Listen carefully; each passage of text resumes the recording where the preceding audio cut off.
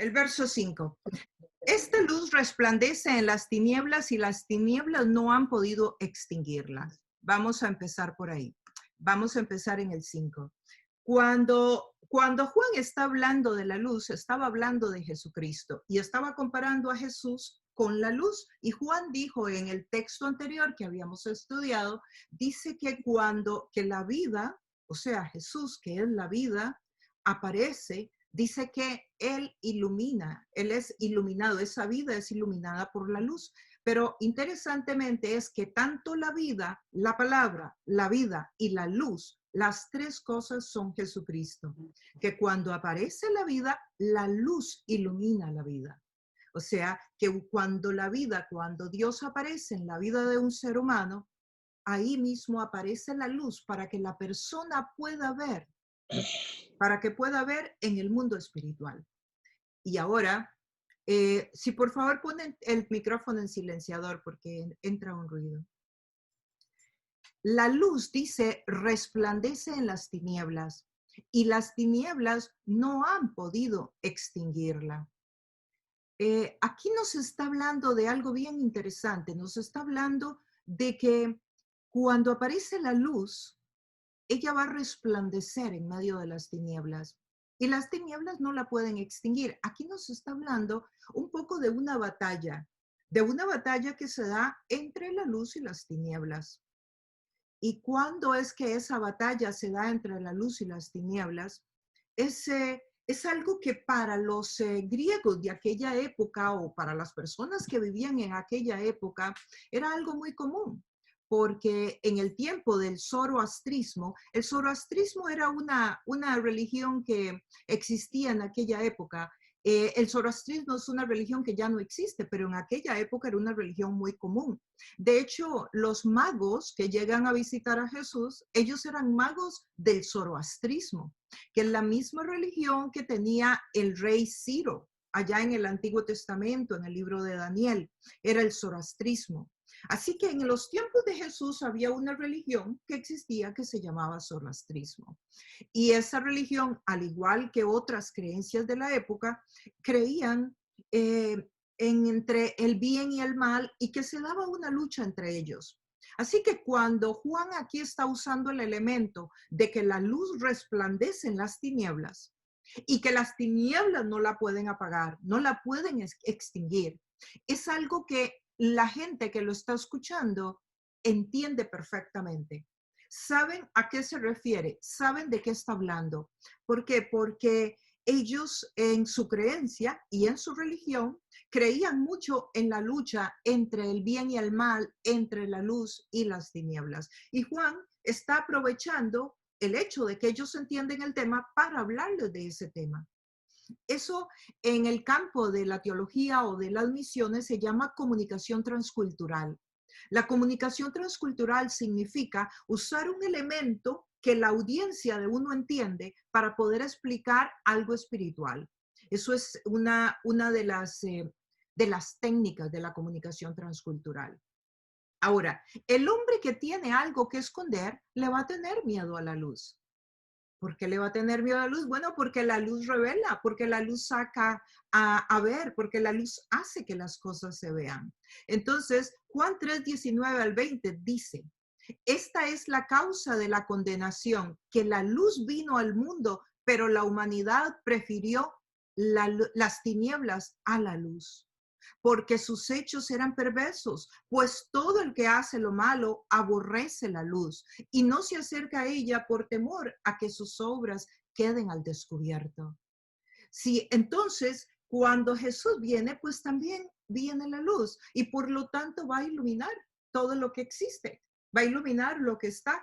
Y las personas que tienen que esconder cosas, las personas que no quieren que se sepa lo que están haciendo, las personas que no les interesa definitivamente que se vea su vida tal cual es, porque no es una vida transparente, pues le van a tener miedo a la luz. Y esto pues es un principio que vemos en el diario vivir, en el caminar de nuestra vida. Muchas veces las personas no quieren acercarse a la palabra, no quieren acercarse a Dios, pero no es porque no creen en Dios, es porque no quieren que su pecado, lo que están haciendo indebido, salga a la luz. No les interesa, quieren seguir en su pecado. Entonces aquí Juan está entrando desde el principio con este tema.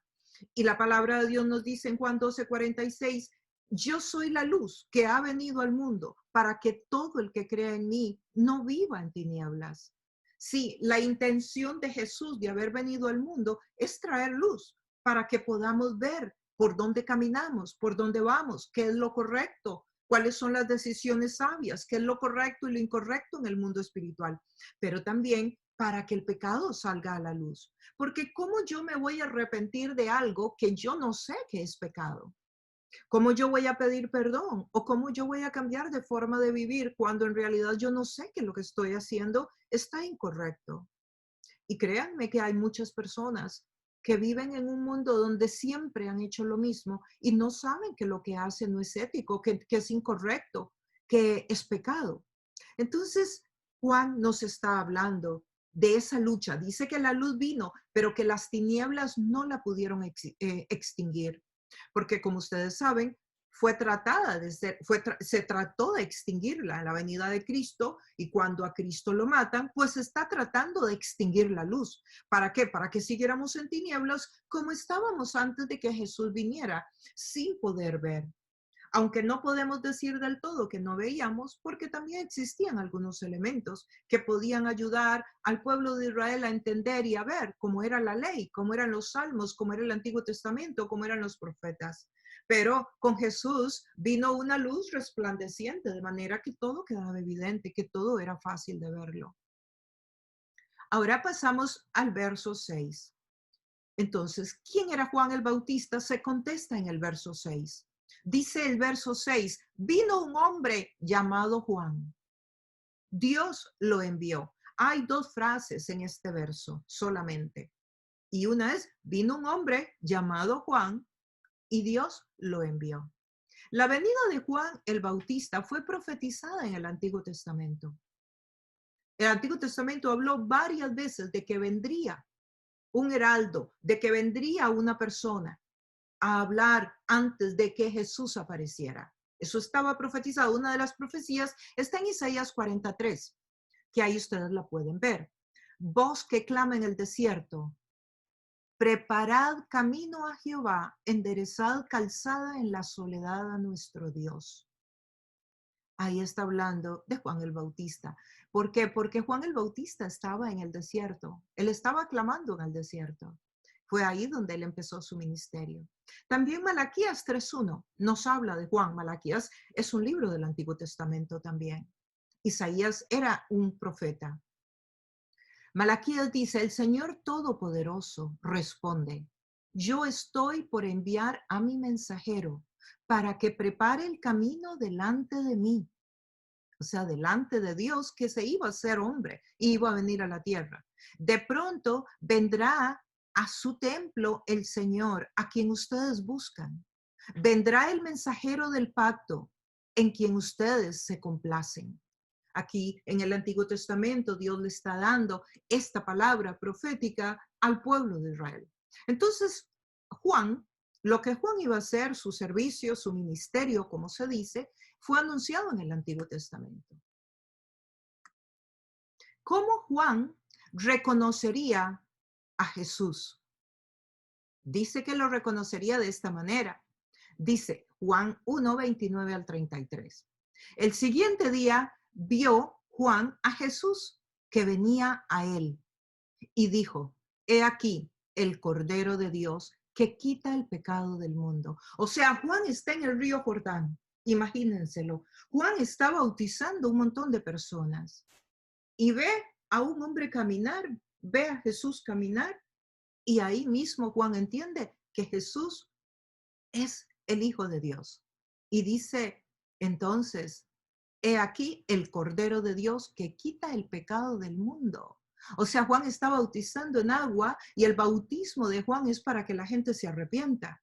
Porque el bautizo, cuando uno se bautiza en agua, lo que uno está diciendo en público es que uno se ha arrepentido y ha reconocido que Jesucristo es su Señor y su Salvador. Y el bautismo en agua lo que representa es el arrepentimiento. Una persona que reconoce que la luz llegó a su vida, La vida llegó y llegó la luz y entonces reconoce que tiene que arrepentirse.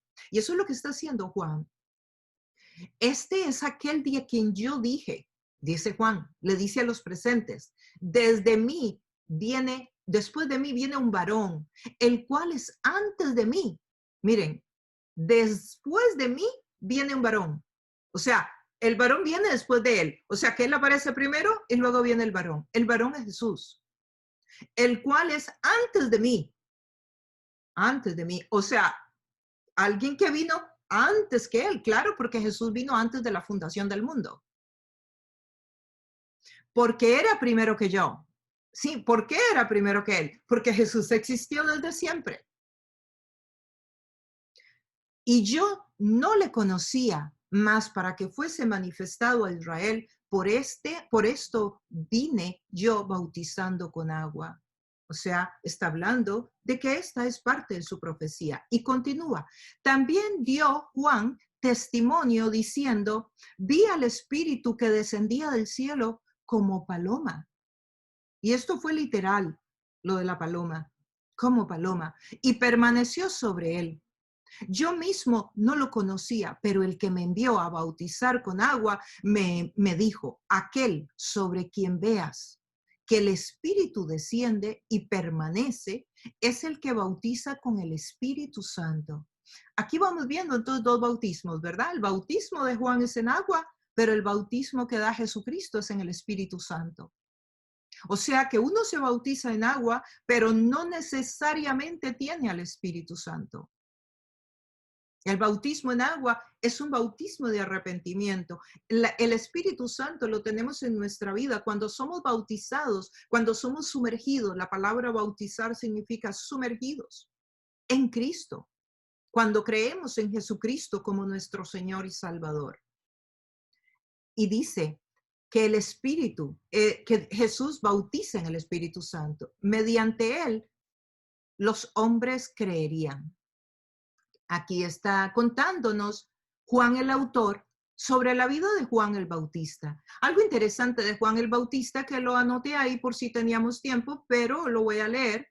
En Mateo 3:4 dice que la ropa de Juan el Bautista estaba hecha de pelo de camello y que llevaba puesto un cinturón de cuero y se alimentaba de langostas y miel silvestre. Él vivía en el desierto y él vestía de esta manera. Era un hombre muy humilde. En aquella época, esa forma de vestir y de comer y de vivir era una evidencia de humildad.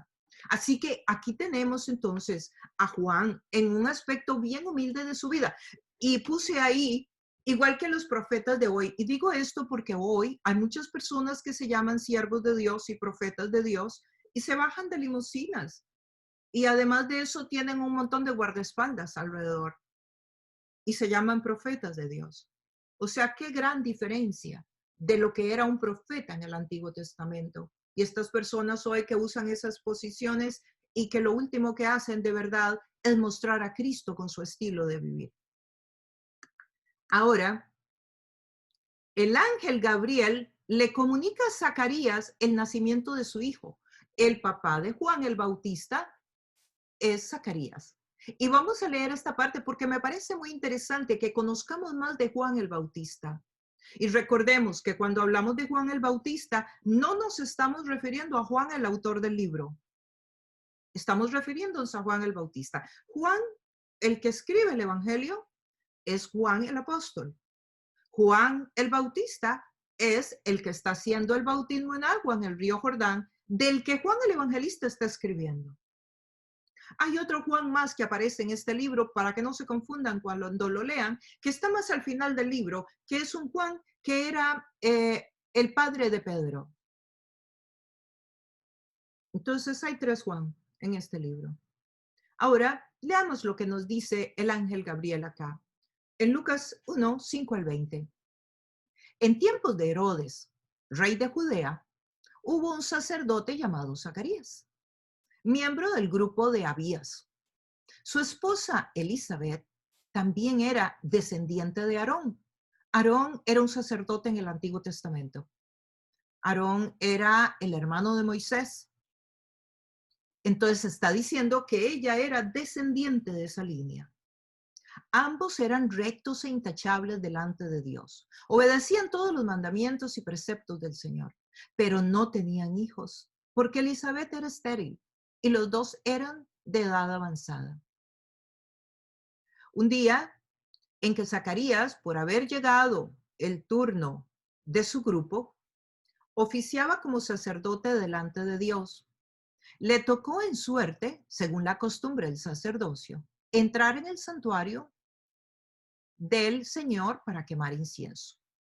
Cuando llegó la hora de ofrecer el incienso, la multitud reunida afuera estaba orando. En esto, un ángel del Señor se le apareció a Zacarías a la derecha del altar del incienso. Al verlo, Zacarías se asustó y el temor se apoderó de él. El ángel le dijo: no tengas miedo, Zacarías, pues ha sido escuchada tu oración. Tu esposa Elizabeth te dará un hijo y le pondrás por nombre Juan. Me llama la atención acá que el ángel le dice: no tengas miedo, Zacarías, pues ha sido escuchada tu oración. Yo supongo que Zacarías oraba cuando ellos eran jóvenes. Yo me imagino que ya cuando ella empezó en la edad adulta, que ya las mujeres no podemos tener bebés, pues que seguramente dejaría de orar y diría: bueno, aquí lo que me toca es aceptar la voluntad de Dios.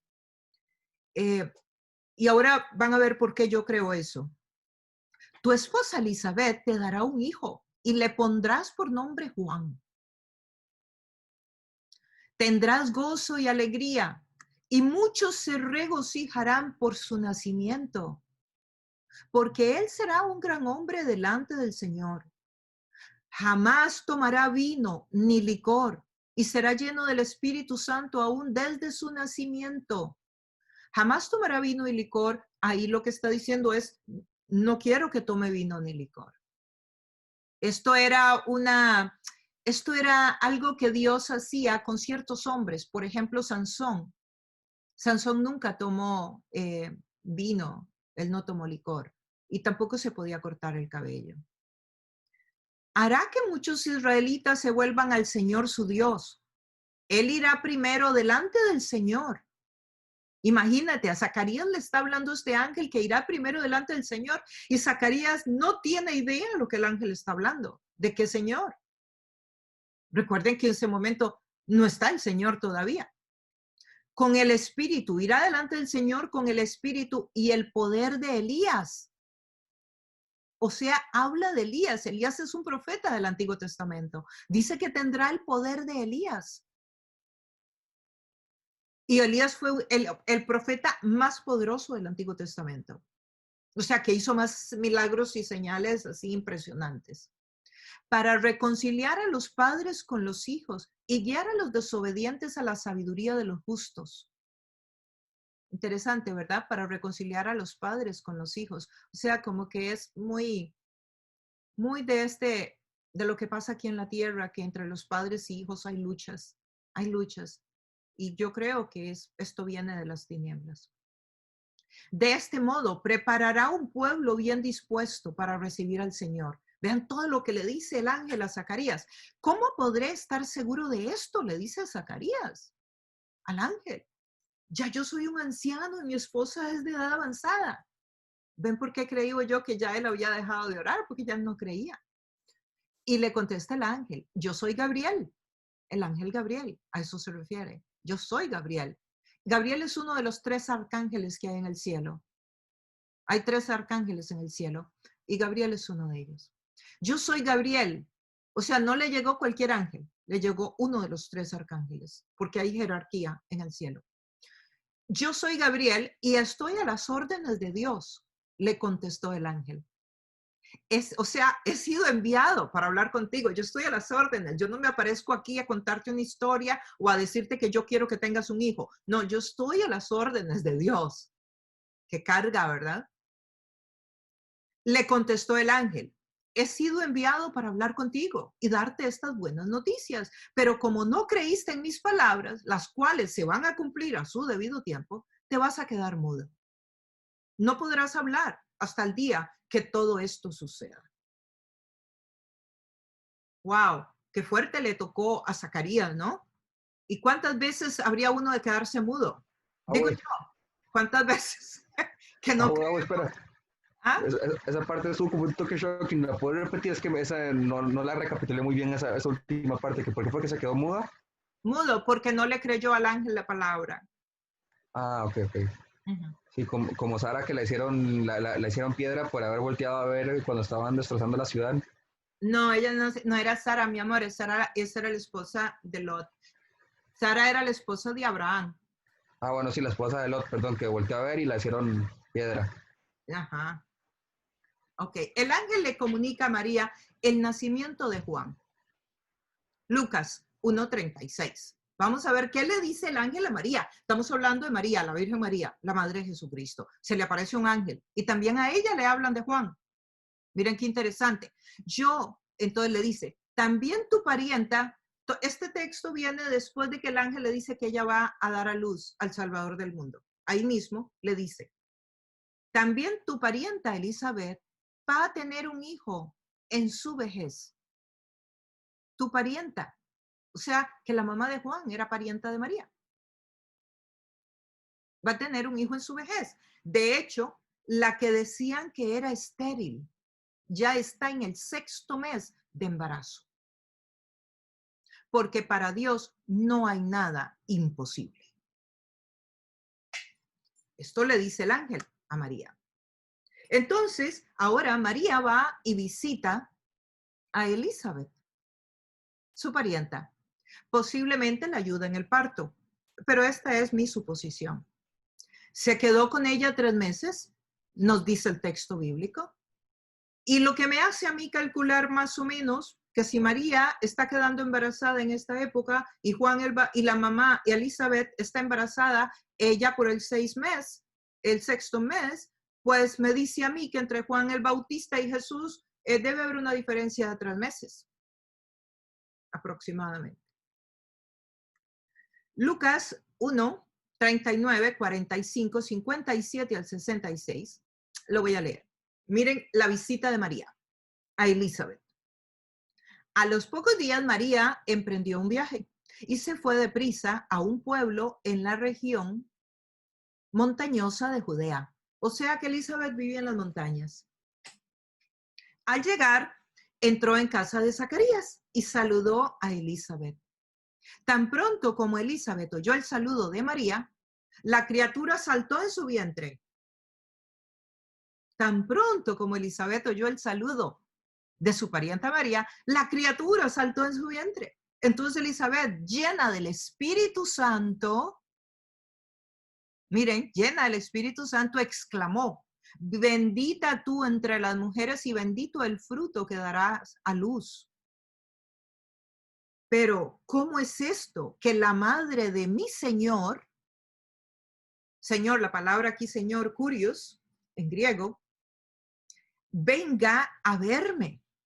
Pregunta, le dijo que tan pronto como llegó a mis oídos la voz de tu saludo, saltó de alegría la criatura que yo llevo en el vientre. Dichosa tú que has creído, porque lo que el Señor te ha dicho se cumplirá, le dice Elizabeth. Entonces, estamos hablando que hay 2 mujeres en 2 regiones totalmente separadas que están quedando embarazadas porque está en el plan de Dios, para que se cumplan profecías. Y ahí viene María y empieza su cántico. El cántico de María es un cántico muy conocido y está ahí en ese texto bíblico. No lo... Alexander, una preguntita. Claro. O sea, Juan Bautista era pariente de Jesús, pero Juan el apóstol, Juan el evangelista era el primo hermano. Era el primo hermano, correcto. O sea, los 2 Juanes eran familiares. Muy buen punto, Pocha, exactamente. Ellos eran familia. Es muy posible que entonces Juan el Evangelista y Juan Bautista también se conocieran desde la niñez. Claro, un poco más grande Juan Apóstol. Exactamente, ajá. Sí. Ya, y la mamá de Juan Apóstol era Salomé, ¿verdad? Más grande es Juan el Bautista que Más grande Juan el Bautista, gracias, Jaime. Perdón, la más grande era Juan el Bautista. Sí, señora. ¿Y cuál fue la otra pregunta? La mamá y el papá de Juan Apóstol. La mamá y el papá de Juan Apóstol, ¿se acuerdan que era Zebedeo, que era un pescador? Ajá, y su madre. Salomé. Ajá, exacto. Salomé era la hermana de María. Que era, ajá. Así que es muy posible que estamos hablando de gente que si no eran familia cercana, todos por lo menos tenían una relación cercana o se tenían que conocer. Ya tú dijiste, Pollo, que Juan Bautista era mayor que Jesús. No, pues que Juan el apóstol, pues. Juan Bautista y Jesús eran contemporáneos. Eran contemporáneos. Pero Juan Bautista es 3 meses mayor que Jesús y Juan Apóstol es más joven que Jesús. Juan Apóstol es el más jovencito. Ok. Ya, listo. Ok. Ahora vamos a entrar a la parte del nacimiento de Juan el Bautista, a ver qué pasó para que juntos aprendamos. Cuando se le cumplió el tiempo, Elizabeth dio a luz un hijo. Sus vecinos y parientes se enteraron de que el Señor le había mostrado gran misericordia y compartieron su alegría. O sea, que el nacimiento de Juan el Bautista fue conocido en la comunidad, porque la gente se alegró con ellos por las razones obvias de que ya no podían tener niños. A los 8 días llevaron a circuncidar al niño, que era parte de la cultura judía. Como querían ponerle el nombre de su padre en el bautismo, en la circuncisión, ahí se le iba a poner el nombre Zacarías, su madre se opuso. Se opuso rotundamente. No, dijo ella, tiene que llamarse Juan. Pero si nadie en tu familia tiene ese nombre, le dijeron. Parece que era costumbre de la cultura ponerle el nombre al hijo del padre. Entonces le hicieron señas a su padre. ¿Por qué le hicieron señas? Porque el padre estaba mudo, ¿recuerdan? Le hicieron señas a su padre para saber qué nombre quería ponerle al niño. O sea, si no le vamos a poner el tuyo, Zacarías, pues Zacarías, dinos qué quieres que le pongamos, porque tú eres el padre. Para ponerle al niño. Él pidió una tablilla, ¿verdad? Una tablilla es como una pizarrita, en la que escribió, su nombre es Juan. O sea, lo que había dicho la mamá, Elizabeth. Y todos quedaron asombrados. Al instante se le desató la lengua. Recuperó el habla y comenzó a alabar a Dios. Todos los vecinos se llenaron de temor. Por toda la región montañosa de Judea se comentaba lo sucedido. Quienes lo oían se preguntaban, ¿qué llegará a ser este niño? Porque la mano del Señor lo protege. O sea, habían comentarios sobre Juan el Bautista y su venida, porque habían cosas extraordinarias alrededor de su venida. El verso 7 dice, como testigo para dar testimonio de la luz, a fin de que por medio de él todos creyeran. Esto es lo que vamos a leer. Y el tema que le puse a este versículo es testificar para que todos crean. Entonces, vino un hombre y Dios lo envió. Y el 7 dice, como testigo para dar testimonio de la luz, a fin de que por medio de él todos creyeran. ¿Qué significa testificar? Significa que él vino a la corte pública. O sea, la palabra testificar acá es un término de nuevo legal, que significa de un testigo. Pero en este caso, la palabra en el griego es un mártir. Ahí donde dice testificar, se refiere a martirio. Y significaba de una persona que venía a dar testimonio. Juan venía a testificar, Juan venía a dar testimonio en una plaza pública de Dios, de Jesucristo. ¿Ok? Pero con un término legal. Entonces, aquí vemos la gran diferencia entre lo que hoy se entiende como testificar y lo que se entendía en el primer siglo. La palabra testificar en el primer siglo tenía que ver con martirio, tenía que ver con tu propia vida. La palabra hoy testificar, que han pasado 2000 años, se refiere a hablar de Jesús. Ya no se refiere tanto a dar la vida. Pero en ese primer siglo, para testificar de Cristo, tenía la persona que saber que estaba expuesta al martirio. La diferencia entonces entre antes y ahora es muy grande. a traer un mensaje y a ser testigo de ese mensaje. A eso vino Juan el Bautista, que el Mesías era Jesús y ya había llegado. Juan refleja la luz de Jesús, pero no es la luz. Él refleja la luz, pero él no es la luz. De hecho, la palabra con que se describe la luz de Juan ahí es la palabra lámpara. Una lamparita de aquellas que se le ponía aceite y entonces iluminaba. Mientras que cuando habla que Jesús es la luz, se refiere a la esencia misma de la luz, a la fuente misma de la luz. Aclaro eso porque cuando ustedes lean van a ver que la palabra luz es la misma, pero en el griego original son dos palabras diferentes. ¿Para qué es que él testifica? Para que todos crean. Nuestra función, al igual que la de Juan, es testificar para que todos crean. Ahora, y en ese todos crean, la Biblia nos habla de eso en otros textos, como por ejemplo en Mateo 28.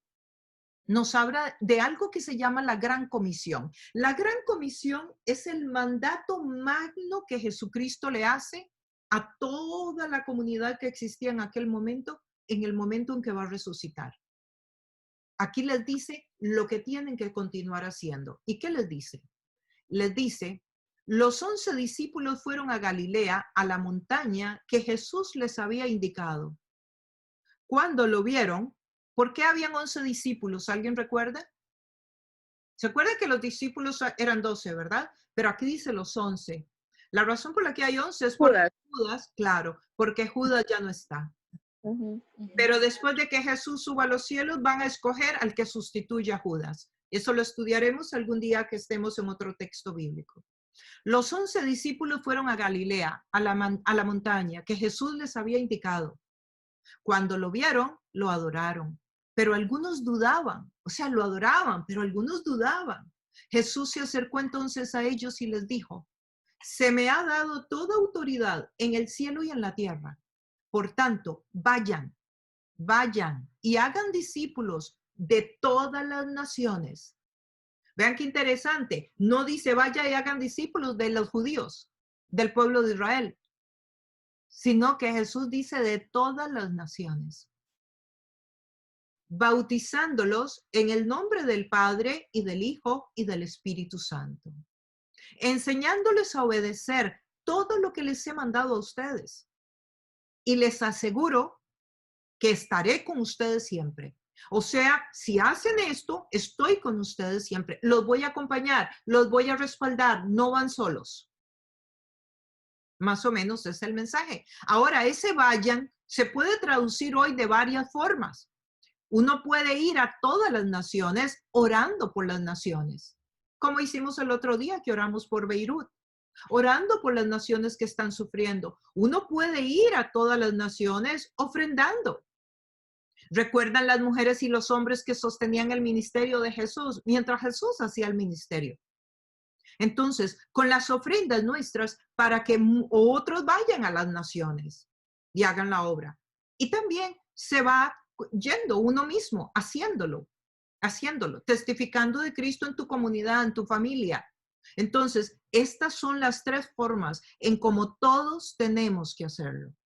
Con nuestra oración, con nuestra ofrenda y haciéndolo en el espacio de influencia. Cuando Dios diga, a quien Dios diga, porque lógicamente hay un tiempo para todo. Pero Dios en su momento te pondrá personas a las que tú les vas a compartir, a las que tú vas a invitar, tal vez a venir a este estudio.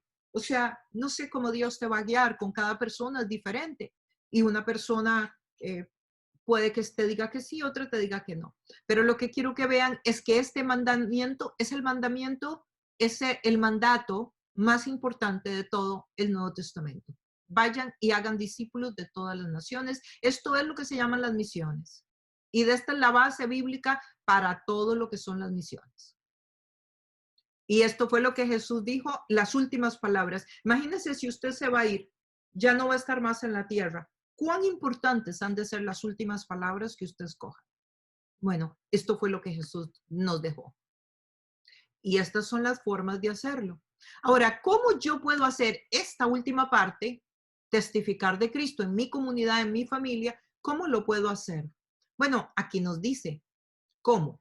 En Romanos 10, del 10 al 15, porque con el corazón se cree para ser justificado. O sea, uno cree y con el corazón se cree, pero con la boca se confiesa para ser salvo.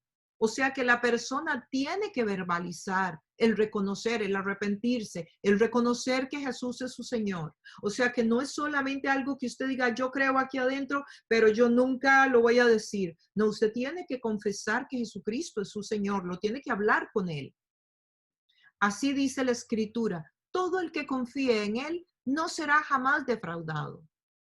No hay diferencia entre judío y gentil. Ven, no hay diferencia entre judío y gentil. Si no es ya solo los judíos, no, es también para los gentiles. Ya Dios no hace diferencia, pues el mismo Señor es el Señor de todos y bendice abundantemente, abundantemente a cuantos lo invocan. Porque todo el que invoque el nombre del Señor será salvo. Y aquí tenemos que estudiar un poquito el nombre. ¿Por qué el nombre? Ahora bien, ¿cómo invocarán a quién? Aquel a quien no han creído. Claro, aquí está hablando Pablo y está diciendo, pero ¿cómo van a invocar a alguien si nunca han creído en él?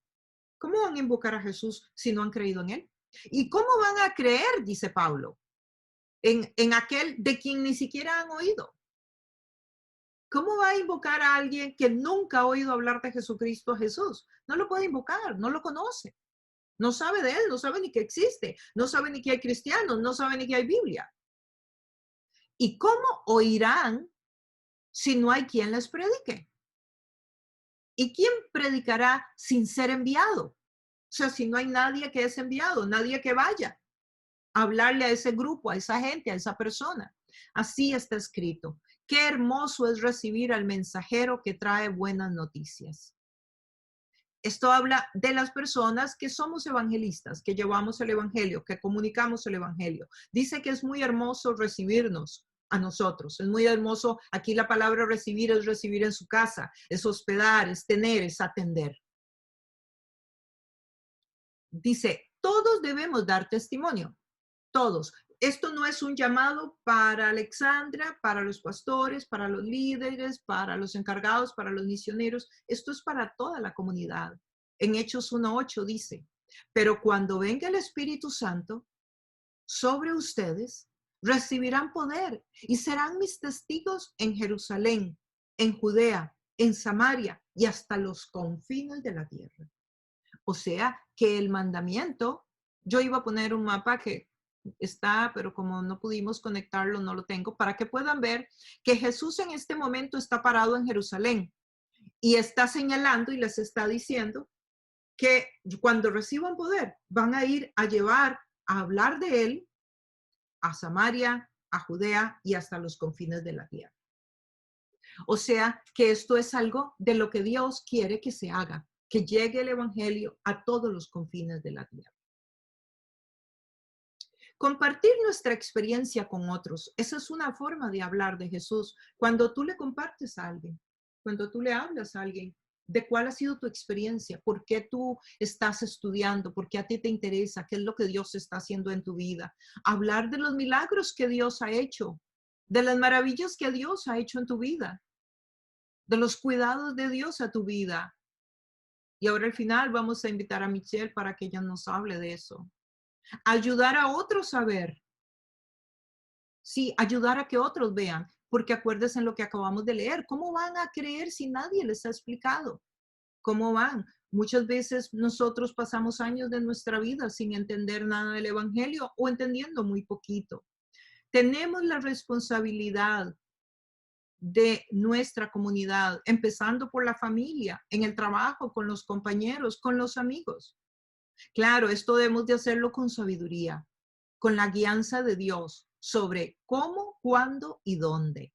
¿Y por qué cómo, cuándo y dónde? Bueno, porque algunas veces uno tiene que ser sabio y saber cuándo una persona está lista, cuándo una persona está necesitada de Dios. Entonces uno puede entrar y ofrecerle la oración, o puede invitarla a que venga acá al estudio, o puede sugerirle que lea el Evangelio de Juan, o le puede explicar esto que ustedes están aprendiendo. Pero hay que saber cuándo. porque hay momentos en que la persona no está lista y uno tiene que aprender a discernir cuándo y uno tiene que aprender a discernir dónde. Uno no le puede hablar y empezar a hablar de Dios a una persona en un lugar donde la persona se siente avergonzada o se siente exhibida o se siente incómoda, ¿verdad? O todas esas cosas son detalles que Dios te va a ir dando la dirección porque Él dijo que estaría con nosotros cuando lo estemos haciendo. Ahora, pasamos al verso 8. Juan no era la luz. Nos dice el verso 8, Juan no era la luz, sino que vino para dar testimonio de la luz. Sí, después de que hablamos esas cosas tan buenas de Juan, ahora yo quiero que recordemos que Juan no era la luz, ¿verdad? Él no era. Juan era una persona, pero él no era la luz. Y eso es importante que nosotros sepamos que él no era la luz. Juan no era la luz. Todos los que servimos a Dios, nuestro deber es testificar, señalar, probar que Jesús es el Hijo de Dios para que la gente pueda creer. Sí, todos los que servimos, todos los que de una forma u otra testificamos de Dios. Pero nosotros no somos ni la luz, no somos mediadores de gracia, o sea que no porque Alexandra conoce mucho la palabra, ella es capaz de darle la gracia de Dios. No, esa relación la tiene que tener usted con Dios. Nosotros no somos canales de salvación. Yo no soy un canal de salvación. El que salva es Jesús. No impartimos gracia a través de un sacramento. Yo puedo darles a ustedes la cena del Señor.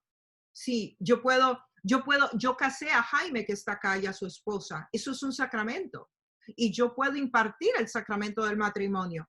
Pero yo no puedo bendecir a Jaime y a Erna. La bendición vino de Dios, no de Alexandra.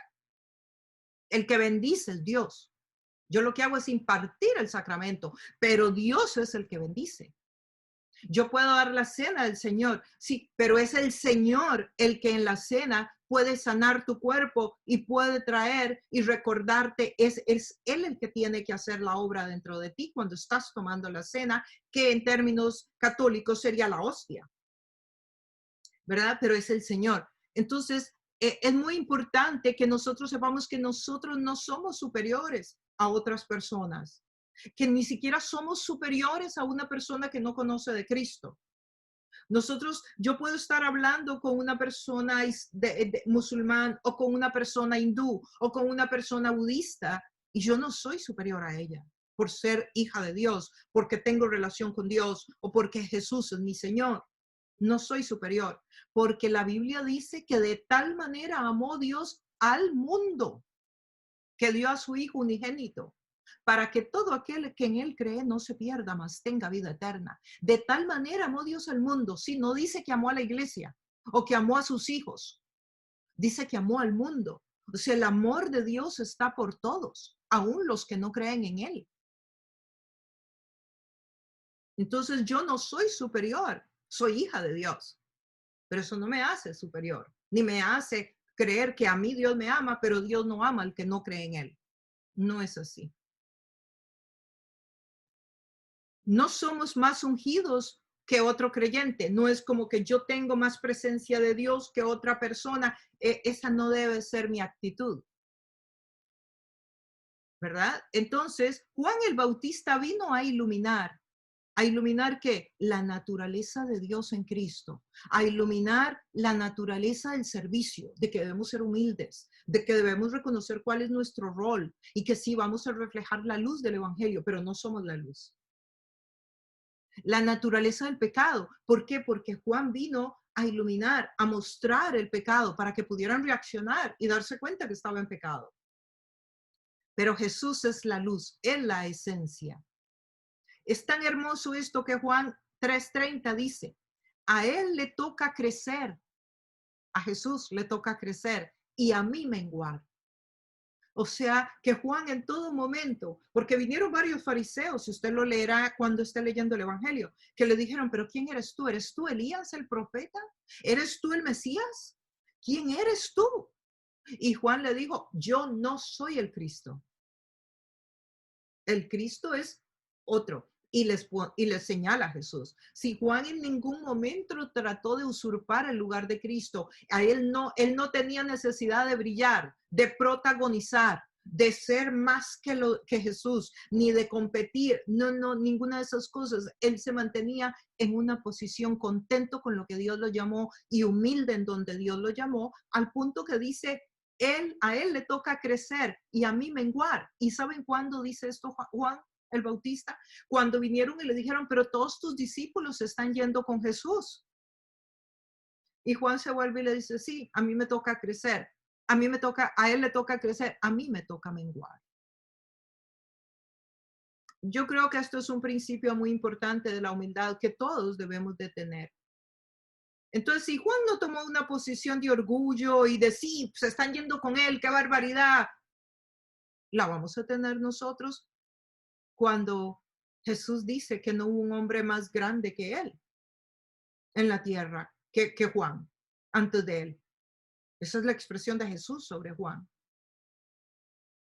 Entonces, es importante que nosotros vamos a ver si lo tengo acá en las notas, pero es importante que nosotros en todo momento recordemos que Jesús habló cosas pero muy lindas de Juan, y entre las cosas que dijo de Juan, dijo que él era una persona de mucha responsabilidad, porque Juan fue una persona que apareció. Juan aparece en un periodo entre el Antiguo Testamento y el Nuevo Testamento, que Jesús apareció entre el último libro del Antiguo Testamento y cuando Juan aparece, hay 400 años. Hubo 400 años de silencio.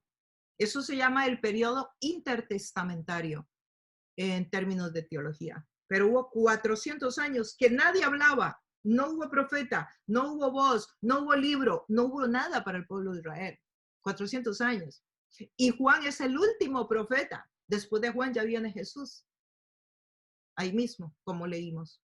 Juan el Bautista, como leímos, es hijo de Elizabeth y Zacarías. El nacimiento de Juan le fue profetizado a su padre por un ángel. Elizabeth tenía 80 años. Juan el Bautista posiblemente era familia de Jesús. Juan significa el regalo de Dios. Eso es el significado de la palabra Juan. Bautista no era su apellido, sino que era lo que él hacía, bautizar. Posiblemente Jesús y Juan eran amiguitos, como dije anteriormente, Jesús y Juan el Bautista. Seguro jugaron juntos de niños, es muy posible, porque si los padres eran amigos, es muy posible que los niños también eran amiguitos. Sus padres eran amigos. Juan el autor era primo de Jesús, como lo vimos anteriormente. Había muchos profetas en aquel tiempo. Juan no era el único profeta que había en aquella época. El bautismo, había más profetas, pero Juan era el de más nombre. El bautismo que representaba era para arrepentirse, como hablamos antes, lavarse de los pecados. Juan murió decapitado, también es un elemento importante. Juan muere decapitado mientras Jesús todavía está ahí caminando por Palestina, por esa zona. Él muere decapitado porque él denuncia el pecado de un rey y de su esposa, porque este rey se casa con la hermana de su esposo, con la esposa de su hermano. Y Juan lo denuncia, entonces después lo decapitan. Lo meten a la cárcel y lo decapitan.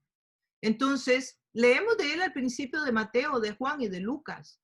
Jesús dice que fue el hombre más grande que existió hasta ese momento por la gran responsabilidad que le había sido encomendada. Eso también está en los evangelios. Si todas esas cosas nos habla de Juan. Entonces, sabemos que era una persona importante, era una persona que tenía una responsabilidad grande, ¿verdad? Y entramos al verso 9. El verso 9 nos dice, esa luz verdadera, la que alumbra a todo ser humano, venía a este mundo.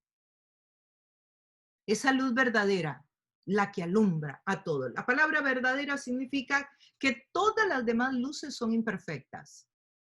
Todas las demás. O sea, la luz verdadera y perfecta solo es Jesucristo. Y cuando dice a todo ser humano, sí, esa luz verdadera, la que alumbra a todo ser humano, o sea, es para todos, no es solo para unos cuantos. Los gentiles, a todo ser humano, incluye a los gentiles. Y aquí anoté esto porque me parece interesante que ustedes sepan que si bien es cierto que Dios había escogido al pueblo de Israel en el Antiguo Testamento para a través del pueblo de Israel llevar las buenas nuevas a todas las demás naciones del Antiguo Testamento y luego empezar en el Nuevo Testamento, siempre estuvo en el plan de Dios los gentiles.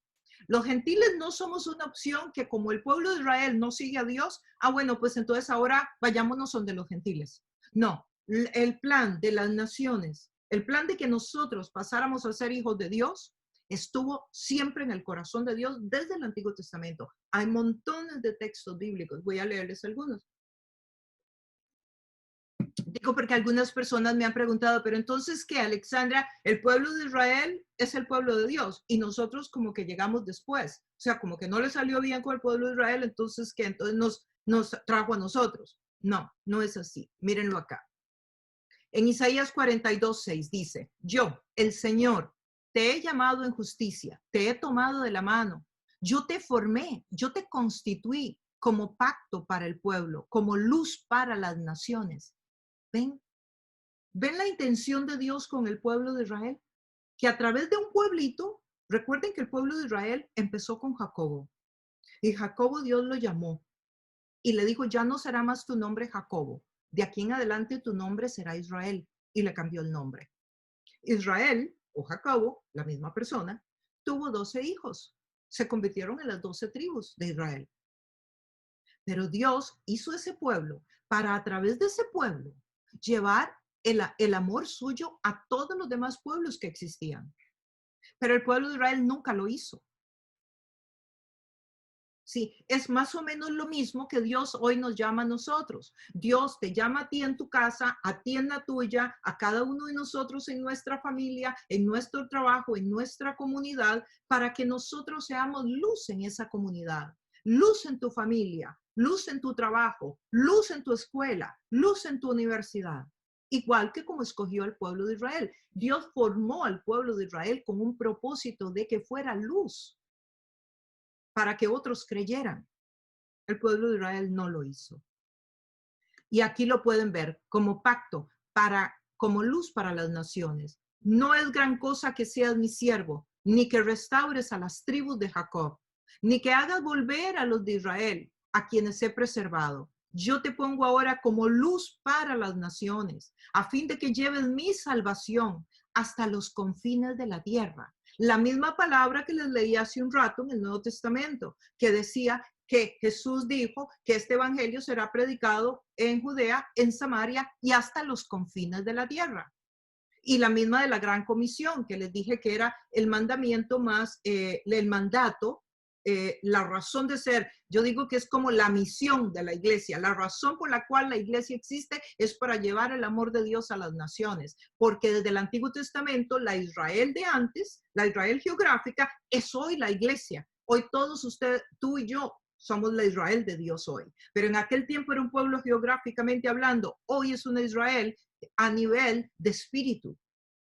Sí, pero el pueblo, los gentiles, no fueron algo que Dios se sacó de la manga o ciudadanos de segunda clase, como quien dice, no me funcionó Israel, bueno, pues ahora los voy a llamar a ustedes para que me ayuden con llevar el evangelio a las naciones. No, no. Estuvo siempre, porque miren que esto es un texto que está en Isaías. ¿Recuerdan cuando les enseñé el libro de Isaías que vimos un día un pasaje de Isaías? Isaías, cuando vimos las profecías, las evidencias internas y externas de la Biblia, Isaías fue escrito en el año 700. Isaías nació en el año 740 antes de Cristo. O sea que Isaías fue escrito por allá en el año 700 antes de Cristo y ya estaba escrito este texto bíblico. Entonces, la salvación a las naciones siempre estuvo en el plan de Dios. Jesús acaba con el etnocentrismo. Cuando Jesús viene, Jesús acaba con el etnocentrismo. ¿Qué es el etnocentrismo? El etnocentrismo es cuando un país, una nación, cree que sus estándares y su cultura es como deben vivir todos los demás.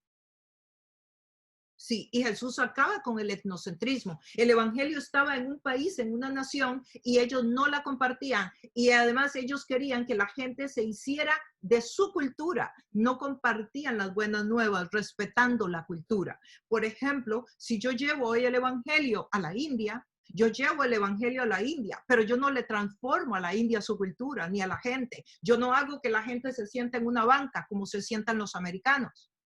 Por ejemplo, yo voy a Bangladesh, yo no voy a Bangladesh y les voy a decir, ¿saben qué? Yo les voy a hablar de Cristo, traigan sillas y siéntense. No, porque ellos no se sientan en sillas, ellos se sientan en el suelo. Eso es cultural. Entonces una cosa es el evangelio y otra cosa es la cultura. Pero el pueblo de Israel era etnocéntrico en todos esos aspectos. La gente tenía que convertirse, no solo conocer de Cristo, sino convertirse a ellos, tenían que circuncidarse. Tenían que hacer todo lo que ellos hacían, que no necesariamente era parte de la salvación. Oh, güey, pues como me has enseñado, como, bueno, no me dijiste este dicho exacto, pero como cuando estás en Roma, haz como hacen los romanos. Exacto, exacto, mi amor. Hacerse como cada pueblo. Pero aquí el pueblo de Israel no quería eso. El pueblo de Israel quería que la gente se hiciera como ellos, pero forzando, como un dominio sobre las culturas, además de que no compartían el evangelio. Los griegos creían que el conocimiento les pertenecía solo a ellos. Los romanos despreciaban a los bárbaros, a las razas menores. El evangelio, sin embargo, era para todas las familias. El Salmo 67 dice, del 1 al 3, Dios tenga misericordia de nosotros y nos bendiga. Haga resplandecer su rostro sobre nosotros, para que sea conocido en la tierra tu camino, en todas las naciones tu salvación. Te alaben los pueblos, oh Dios, todos los pueblos te alaben. Dios tenga misericordia de nosotros y nos bendiga, haga resplandecer su rostro sobre nosotros, para que sea conocido en la tierra tu camino. ¿Cuál camino? El de Jesús. Jesús es el camino, la verdad y la vida. En todas las naciones tu salvación. Y te alaben los pueblos, oh Dios. Todos los pueblos te alaben.